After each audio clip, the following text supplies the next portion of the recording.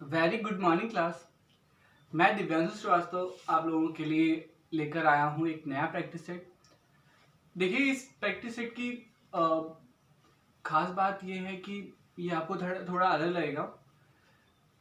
अगर आप बैंक के एग्ज़ाम दिए होंगे, कभी आपने देखा होगा, तो उसमें एक टॉपिक आता है क्लोज टेस्ट का, जिसमें एक पैसेज दिया रहता है, जिसमें पैसेज में से लगभग 10 या 5 वर्ड्स जो होते हैं मिसिंग होते हैं। उस मिसिंग जो ब्लैंक्स होता है, उस ब्लैंक्स पे आपको जो सबसे सुटेबल आंसर होगा, जो 4 ऑप्शन दिए रहेंगे, वो आपको फिल करने होते हैं। लगता आपको दोनों सेम ही है कि 2 या 4 ऑप्शन लगेंगे कि हाँ ये भी हो सकता है, ये भी हो सकता है, लेकिन जो उसके लिए बेस्ट जो ऑप्शन होगा, जो उसके लिए सबसे एप्रोप्रिएट होगा, वो क्या होता है, आंसर हम देते हैं। तो सेम आपके लिए जो आज हम लेके आए हैं फिल इन द ब्लैंक से रिलेटेड है, हिंदी का। और अगर बैंक का आरआरबी का भी आप एग्ज़ाम देते हैं, तब भी रीजनल रूरल बैंक का देते हैं एग्ज़ाम, ग्रामीण बैंक का, तो फिर उसमें आपकी हिंदी पूछी जाती है और हिंदी में ये टॉपिक पूछा जाएगा।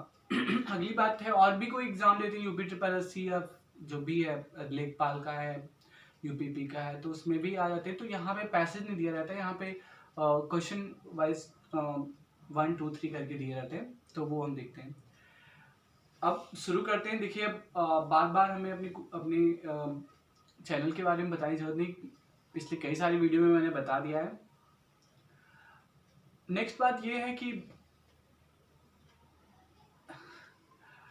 हाँ, लाइक शेयर और सब्सक्राइब अवश्य करें, और प्लीज़ आप इसको शेयर अवश्य करें, अपने दोस्तों से सब्सक्राइब करवाएं, ताकि मेरा चैनल भी इम्प्रूव करे। ठीक है, सपोर्ट करिए, बहुत अच्छा लगेगा। चलिए पहले क्वेश्चन से शुरुआत करते हैं। पहला क्वेश्चन जो है मेरा, हाँ, जो हमें अपनी बड़ी बहन का आदर डैश होने के कारण करना चाहिए। ऑप्शंस ए है तनया, बी ऑप्शन है पूर्वज, डी ऑप्शन है पूर्वजा, सी ऑप्शन है पूर्वजा, और डी ऑप्शन है नीरजा। तो आपको बताना है कि क्या ऑप्शन यहाँ पे सबसे बेस्ट होगा। तो मैं आपको बता दूं कि इसका आंसर होगा, आप लोग तो जान ही गए होंगे, सी ऑप्शन से, ये पूर्वजा। मैं समझाता हूं। पूर्वजा मतलब, अगर आप इसको विच्छेदित करेंगे तो पूर्व का मतलब होता है पहले, और जा का मतलब होता है पैदा होना। तो जो आपसे पहले पैदा हुई है, और वो आपकी बड़ी बहन ही होगी, और उसका आदर इसीलिए किया जाना चाहिए क्योंकि वो हमसे बड़ी है। ठीक है ना, तो इसके लिए इसका आंसर होगा सी ऑप्शन सही है। सेकंड पे आते हैं, उसका चेहरा क्रोध से डैश हो रहा था। उसका चेहरा क्रोध से डैश हो रहा था। ऑप्शन से है तमतमा रहा था, बी है जगमगा रहा था, सी चमचमा, और डी तप्त।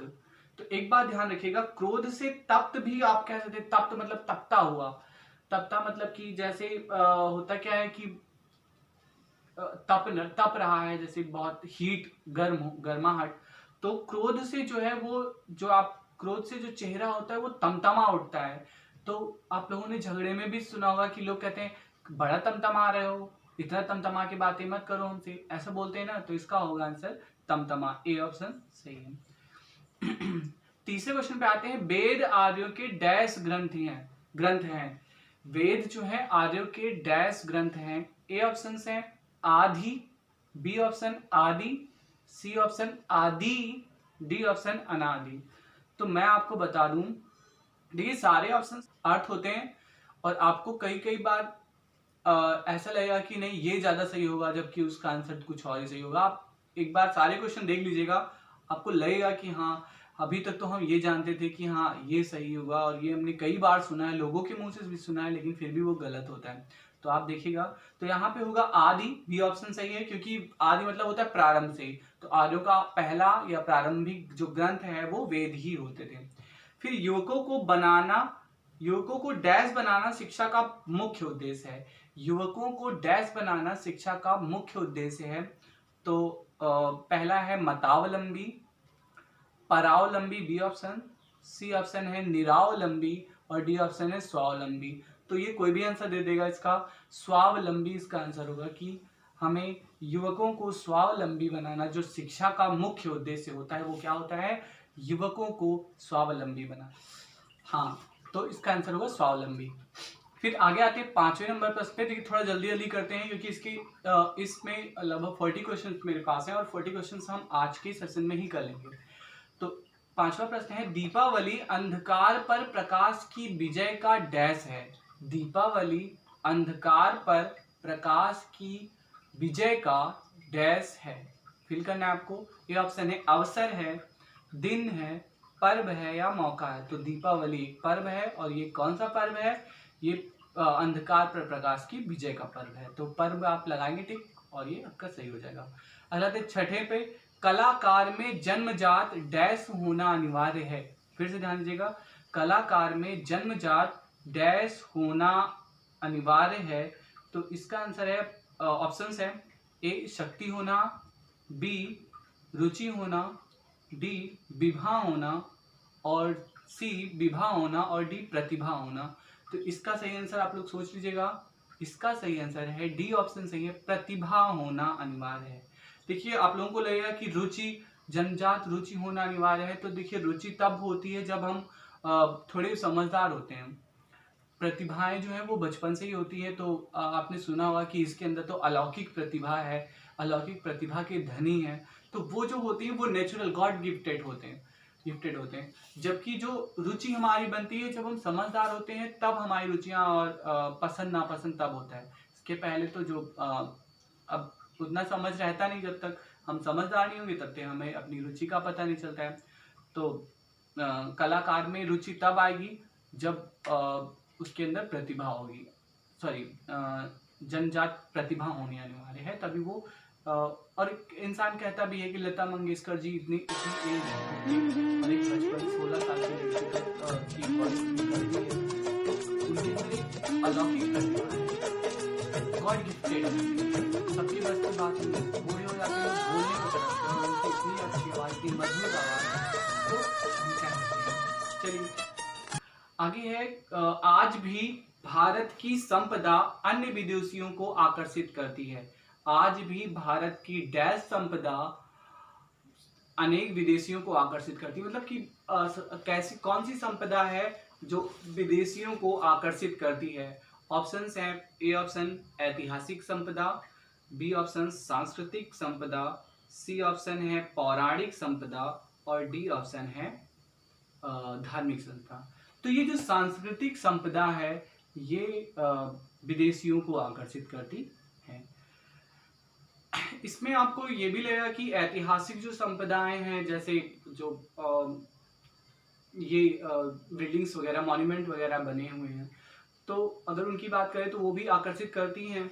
लेकिन हम अपनी संस्कृति से जाने जाते हैं। भारत संस्कृत का देश है, संस्कृति यहाँ की बहुत ही अच्छी है, तो लोग इसकी वजह से जानते हैं भारत को।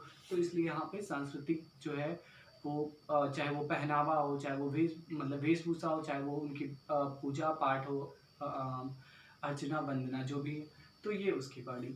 ठीक है, अगला चलते हैं।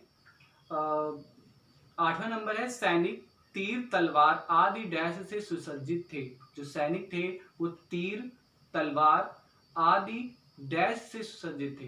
किससे? ये ऑप्शन है, शस्त्रों से सुसज्जित थे, अस्त्रों से सुसज्जित थे, शास्त्रों से सुसज्जित थे या अस्त्र शस्त्रों से सुसज्जित थे। तो मैं आपको बता दूं, सैनिक अस्त्र शस्त्रों से सुसज्जित थे। देखिए आप सोच रहे हो कि सर बहुत जल्दी बोल देते हैं, तो आपको मेरे प्रत्येक वर्ड को कैच करना है। मतलब जो भी शब्द मैं बोल रहा हूँ आपको तुरंत कैच करना है। ऑप्शंस पे खास करके ध्यान रखना है, ऑप्शंस आपको बगल मिल भी जाएगा, आप उसमें देख लिया करिए। अगर आप स्पीड में नहीं चलेंगे तो आपने एक वायरस का वो सुना होगा कि ये लाइफ जो है बहुत आगे लोग बढ़ते जा रहे हैं, दूसरों को पीछे घसीटते हुए और अपना आगे बढ़ते हुए। तो जब तक आप आगे बढ़ोगे नहीं तब तक, मतलब अगर आप लोगों के साथ कदम से कदम मिला के नहीं चलोगे तो बहुत पीछे चले जाओगे। तो वही कहना है कि इसमें जैसे ही हम ऑप्शन बोले आपका आंसर आपके माइंड में हो जाना चाहिए कि मेरे अकॉर्डिंग ये है, सर देखते क्या लेते। देखिए ज़्यादा टाइम अगर हम लेते हैं, आपको 10 सेकंड दें फिर आपको, तो बहुत लंबा वीडियो हो जाएगा और बहुत कम क्वेश्चन होंगे। हम सोचते हैं कि क्वेश्चंस थोड़ा क्वेश्चन ज़्यादा हो जाए और टाइम थोड़ा स्पीड में बढ़े, क्योंकि आप कंपटीशन बीट करना है आपको, तो फिर आपको टाइम तो ज़्यादा देना नहीं है। तो आगे आते हैं नेक्स्ट। हाँ, तो अस्त्र और शस्त्र की बात करते हैं तो इसका डी ऑप्शन सही हुआ, अस्त्र शस्त्रों से सुसज्जित थे। क्यों ऐसा? तीर और तलवार अस्त्र और शस्त्र दोनों हैं, तो जब भी सैनिक होते हैं तो वो अस्त्र शस्त्रों से सुसज्जित होते हैं। मैं आपको बता दूं, अस्त्र और शस्त्र में डिफरेंस है, दोनों में अंतर है। अस्त्र क्या होता है? जो कैसे है, तंत्र मंत्र के द्वारा फेंक कर चलाया जाने वाला जो भी उपकरण होता है वो क्या होता है? अस्त्र में आता है। मतलब कि जो फेंक के चलाते हैं वो क्या होता है? अस्त्र। और जिनको हम हाथ में लेके लड़ते हैं, युद्ध लड़ते हैं, वो क्या होता है? शस्त्र होता है। जैसे अगर तलवार की बात करें, गदा की बात करें, तो वो अलग बात है। आपने देखा होगा कि गदा भी फेंक के मार देते हैं और लग जाता है, वो अलग बात है। लेकिन गदा जो है वो हाथ में पकड़ के लड़ने वाला हथियार है। जबकि बाण जो है वो क्या है? फेंक कर मारने वाले, वो आप तंत्र मंत्र से बाण आता है, ऐसे करे बाण आया और चला दिए, तो वो जो होता है वो अस्त्र में आता है। तो अस्त्र शस्त्र में डिफरेंस याद रखिएगा, जो फेंक कर चलाए जाने वाले हथियार है वो अस्त्र में, जो हाथ में पकड़ के चलाए जाने वाले हथियार है वो शस्त्र में आते हैं। तो यहाँ पे तीर और तलवार की बात करेंगे तो तीर जो है वो फेंक के मारी जाती है, तीर कोई लेके दौड़ के जाके भोंक नहीं देता है, तो तीर को हम अस्त्र में रखेंगे और जबकि तलवार को हम शस्त्र में रखेंगे। ठीक है, फिर आते हैं अस्त्र शस्त्र में डिफरेंस आपको पता हो गया होगा, मुझे लगता है कि आपको समझ आ गया होगा। तो आगे चलते हैं। है मूर्खों को विद्वान कहना डैश का अपमान है। अगर आप मूर्खों को विद्वान कहते हैं तो डैश का अपमान होता है। ऑप्शन है पांडित्य का अपमान, मौर्ख का अपमान, अभिव्यक्ति का, और या स्नातक का। तो इसका सही आंसर क्या होगा? पांडित्य का अभिमान। क्योंकि मूर्खता का अगर आप बखान करते हैं, अगर मूर्ख को विद्वान कहते हैं तो पंडित क्या हुए? इसका मतलब आप पांडित्य का अपमान कर रहे हैं, आप पंडित का अपमान कर रहे हैं। अगर भाई एक सॉन्ग है जैकी श्रॉफ और श्रीदेवी का कि हैरान हूं मैं आपकी जुल्फों को देखकर, इनको घटा कहूं तो घटाओं को क्या कहूं। अगर आप मतलब कह रहा है कि हैरान हूं मैं आपकी जुल्फों को देखकर, इनको हैरान हूँ मैं आपकी जुल्फों को देख कर, हैरान हूँ मैं आपकी जुल्फों को देख कर, इनको घटा कहूँ, इनको घटा कहूँ तो घटाओ को क्या कहूँ। तो मैं आपको बता दूं कि यहाँ पे कह रहा है कि हैरान हूं मैं आपकी जुल्फों को देखकर, जुल्फों को अगर घटा कहते तो घटा को क्या कहेंगे? वैसे सेम ही अगर आप मूर्ख को विद्वान कहते हैं तो फिर विद्वान को क्या कहेंगे? फिर पंडित को क्या कहेंगे? जो विद्वान होते हैं, इसका मतलब आप पांडित्य का अपमान कर रहे हैं। तो सेम यहाँ पे आंसर होगा ए ऑप्शन, पांडित्य। फिर है अर्धमूर्छित रोगी रात भर डैश करता रहा।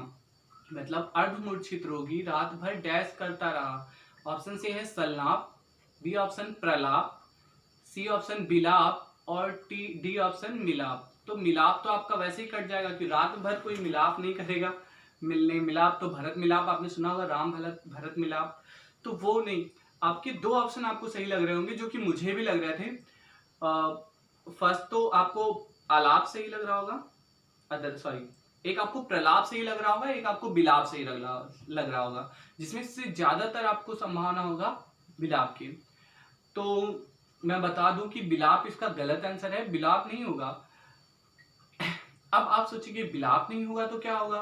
तो मैं बताऊं, बिलाप नहीं होगा, इसका आंसर होगा प्रलाप। अब डिफरेंस क्या होता है दोनों में?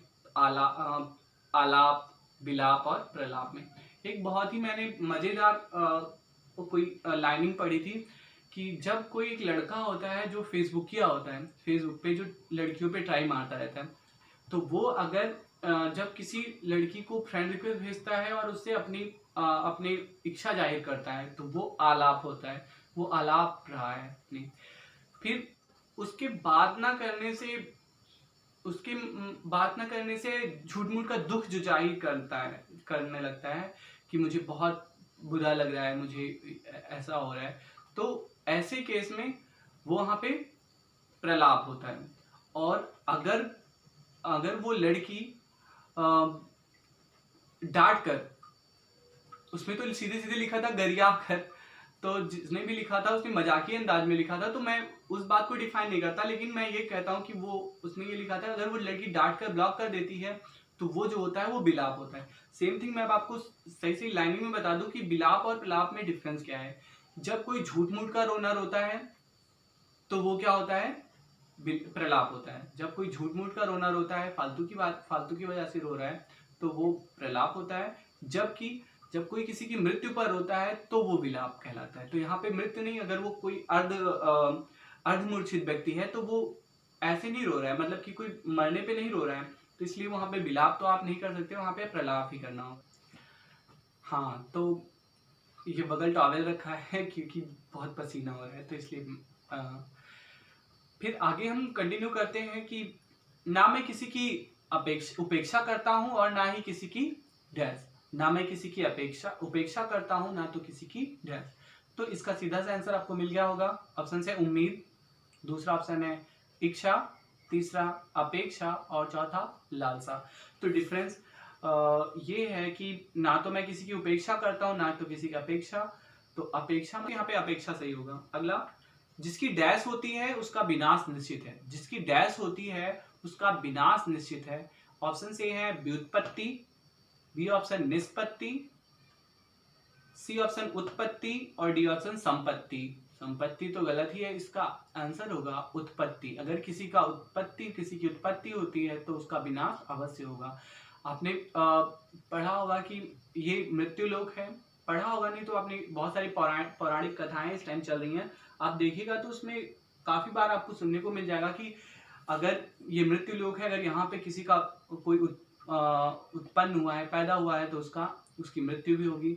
और संसार में ऐसी कोई चीज मृत्यु लोक में जो जिसकी उत्पत्ति हुई है वो नष्ट भी अवश्य होगा। तो इसका आंसर होगा उत्पत्ति।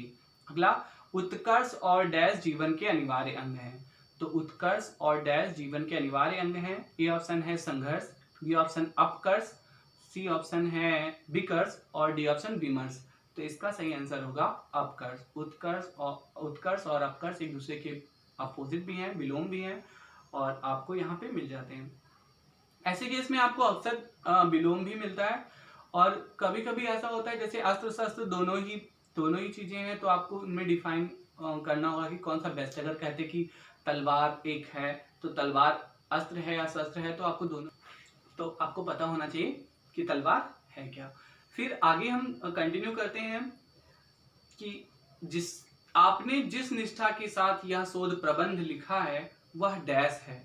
आपने जिस निष्ठा के साथ यह शोध प्रबंध लिखा है वह डैश है। 14 नंबर क्वेश्चन है, इसका ए ऑप्शन है दर्शनीय है। आपने जिस निष्ठा से ये शोध पे प्रबंध लिखा है वो क्या है, डैश है। तो दर्शनीय है, प्रशंसनीय है, वंदनीय है या पठनीय है। तो आपने, अगर कोई आपके मुंह पे कहता है कि आपने जो भी ये लाइनिंगें लिखी हैं ये बहुत अच्छी हैं, वो आपकी प्रशंसा करेगा। फिलहाल पठनीय है वो अलग बात है कि हाँ आपने लिखा है, तो उसने पढ़ा होगा तभी वो आके आपसे कह रहा है कि आपने जो लिखा है। तो पठनीय है तो नहीं कह सकता, वो प्रशंसनीय है, आपने बहुत अच्छा काम किया है, कॉन्ग्रेचुलेशंस। लोग देते आपको बधाई देते हैं, क्यों? क्योंकि आप बधाई के पात्र हैं। वैसे ही आपने ऐसा शोध किया है कि आप प्रशंसनीय काम आप कर रहा है। आगे कंटिन्यू करते हैं। मृत्यु जीवन का डैश सत्य है। मृत्यु जीवन का डैश सत्य है। ऑप्शन है शाश्वत, बी ऑप्शन अंतिम, सी ऑप्शन है कटु सत्य है, डी ऑप्शन है विश्वसनीय सत्य है। तो एक बात मुझे लगता है काफी ज्यादा लोगों का गलत भी हो सकता है इसमें, क्योंकि हमने सुना है बार बार कि जो जीवन मरण है, मृत्यु है, वो जीवन का कटु सत्य है। कटु सत्य है, एक ऐसा कड़वा सत्य है जिसे हमें मानना पड़ता है, ये हमारी मजबूरी है, इसके साथ कोई कंप्रोमाइज नहीं कर सकता है। तो ये एक जीवन का कटु सत्य है। लेकिन यहाँ पे कटु अगर आप बोलेंगे तो गलत माना जाएगा, कटु सत्य गलत है। यहाँ पे सही आंसर होगा ये एक शाश्वत सत्य है। शाश्वत का मतलब होता है हमेशा रहने वाला, हमेशा के लिए जो होता है, तो वो शाश्वत होता है। तो शाश्वत सत्य है, ये हमेशा ऐसा है कि मृत्यु होगी ही अगर जन्म हुआ है तो। आगे, इस जीवन में पाप पुण्य की कमाई अगले जन्म के सुख दुख का डैश करता है। लोग कहते हैं कि जैसा तुम काम करोगे वो अगले जन्म में तुम्हें वैसा ही मिलेगा। तो वही कह रहा है कि अगर इस जीवन में जो पाप पुण्य की कमाई आप कर रहे हैं वो अगले जन्म में सुख दुख का डैश बनता है, सर्जन बनता है, वर्जन, तर्जन या अर्जन। तो ये इसका सही आंसर होगा अर्जन, टी ऑप्शन। क्योंकि आप अर्जित करके रख रहे हैं, आप अगर पाप कर रहे हैं तो पाप अर्जित करके रख रहे हैं, वो अगले जन्म में आपको मिलेगा। अगर आप पुण्य कर रहे हैं तो पुण्य आपको अगले जन्म में मिलेगा, पुण्य का अच्छा कर्म कर रहे हैं तो आपको अच्छा मिलेगा या बुरा मिलेगा, जो भी है आप अर्जित करके रख रहे हैं। तो इस बात का ध्यान रखिएगा, इसका अर्जन होगा। अगला, संसार उत्पन्न नहीं होता, उसका केवल डैश होता है। संसार उत्पन्न नहीं होता, उसका केवल डैश होता है। तो ए ऑप्शन है निमित्त होता है, विकास होता है, अभिव्यक्ति होता है या उद्भव होता है। तो संसार का उद्भव हुआ है, क्या हुआ है, उद्भव हुआ है। तो इसका डी ऑप्शन सही होगा। 18 नंबर क्वेश्चन है, भक्ति के डैश मार्ग पर चलकर मोक्ष की प्राप्ति की जा सकती है। भक्ति के डैश मार्ग पर चलकर मोक्ष की प्राप्ति की जा सकती है। तो आपको मैं बता दूं, इसका ऑप्शंस हैं पावन मार्ग पर चलकर, बी है सरल मार्ग पर चलकर, सी है स्वच्छ मार्ग पर चलकर और डी है सुलभ मार्ग पर चलकर। तो आपको लगता होगा कि भक्ति पावन मतलब कि पवित्र, तो पवित्र मार्ग पर चलकर। तो आपको मैं बता दूं, इसका अगर आपने पावन सोच रखा है तो इसका ऑप्शन गलत होगा। क्यों ऐसा होता है? क्योंकि इसका जो होगा वो सुलभ मार्ग होगा, क्योंकि मार्ग सुलभ या दुर्लभ होता है, मतलब कि कठिन होता है या फिर आसान मार्ग होता है। तो जो भक्ति का मार्ग है, मुझे लगता है जहाँ तक लोग कहते हैं कि भक्तों को बहुत यातनाएं झेलनी पड़ती हैं, बहुत मुश्किलों का सामना करना पड़ता है। आपने जैसा कि काफ़ी ज़्यादा सीरियल्स वगैरह जो आते हैं, बहुत जो ग्रंथ वगैरह है, उसमें देखा भी होगा, जो भक्त हैं काफ़ी ज़्यादा उनको परेशानी झेलनी पड़ती है। तो नॉर्मल लाइफ में आपको परेशानियाँ होती हैं। तो ये, लेकिन भक्ति का जो मार्ग है वो बहुत ही सरल मार्ग है। तो ये यहाँ पे सुलभ होगा।